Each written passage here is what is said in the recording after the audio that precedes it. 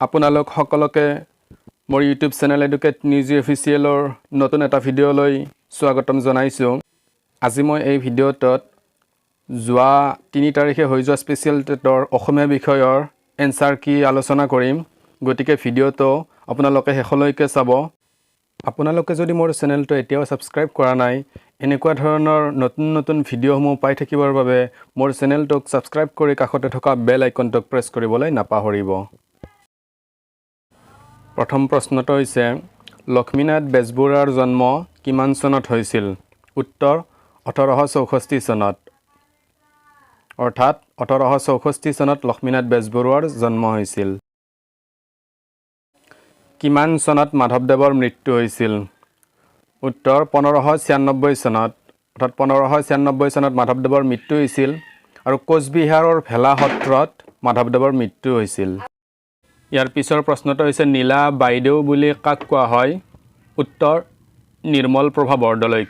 আমি সকলোৱে জানো অসমীয়া সাহিত্য জগতত নিৰ্মল প্ৰভা বৰদলৈক নীলা বাইদেউ বুলি কোৱা হয়। ইয়াৰ পিছৰ প্ৰশ্ন অসমীয়া ভাষাত হ্ৰস্বস্বৰ কেইটা?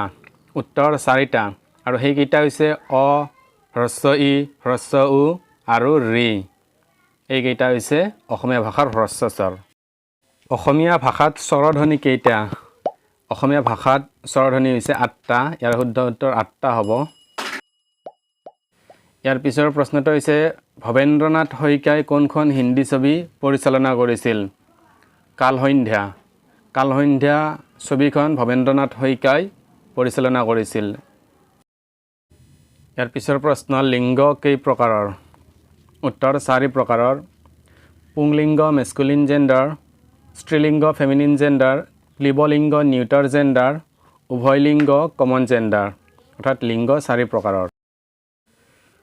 ৰোমান্টিক যুগৰ কবি কোন? উত্তৰ চন্দ্ৰকুমাৰ আগৰৱালা। আমি প্ৰত্যেকেই জানো চন্দ্ৰকুমাৰ আগৰৱালা ৰোমান্টিক যুগৰ কবি। অসমীয়া ভাষা কোনটো প্ৰাকৃতৰ পৰা আহিছে? উত্তৰ মাগধী প্ৰাকৃতৰ পৰা আহিছে। অৰ্থাৎ মাগধী প্ৰাকৃতৰ পৰা অসমীয়া ভাষাটো আহিছে। শংকৰদেৱৰ কাব্য কেইখন? উত্তৰত আমি পাম 7খন। অৰ্থাৎ 7খন হৈছে মহাপুৰুষ শ্ৰীমন্ত শংকৰদেৱৰ কাব্যগ্ৰন্থ। ইয়াৰ পিছত যদি আমি চাওঁ মহাপুৰুষ শ্ৰীমন্ত শংকৰদেৱৰ কাব্যগ্ৰন্থসমূহ কি আছিল, আমি তেতিয়া পাম হৰিশ্চন্দ্ৰ উপাখ্যান, গজেন্দ্ৰ উপাখ্যান, অজামিল উপাখ্যান, ৰুক্মিণী হৰণ, বলিচলন, অমৃত মন্থন আৰু কুৰুক্ষেত্ৰ। এইকেইখন আছিল মহাপুৰুষ শ্ৰীমন্ত শংকৰদেৱৰ কাব্যগ্ৰন্থ। নামসমূহ আমি মনত ৰখাটো অতি জৰুৰী, কিয়নো ইয়াৰ পৰাই এটা প্ৰশ্ন সুধি দিব পাৰে। কাব্যগ্ৰন্থসমূহৰ নাম দিব আৰু সুধিব তলত দিয়া কোনখন মহাপুৰুষ শ্ৰীমন্ত শংকৰদেৱৰ কাব্যগ্ৰন্থ। এইকেইটাই প্ৰশ্ন সংগ্ৰহ কৰি আপোনালোকৰ সন্মুখত দাঙি ধৰিলোঁ আৰু আগলৈকো ইংৰাজী বিষয়ৰ প্ৰশ্নসমূহ আলোচনা কৰিম। গতিকে মোৰ চেনেলটোক ছাবস্ক্ৰাইব কৰি কাষতে থকা বেল আইকনটোক প্ৰেছ কৰিবলৈ নাপাহৰিব।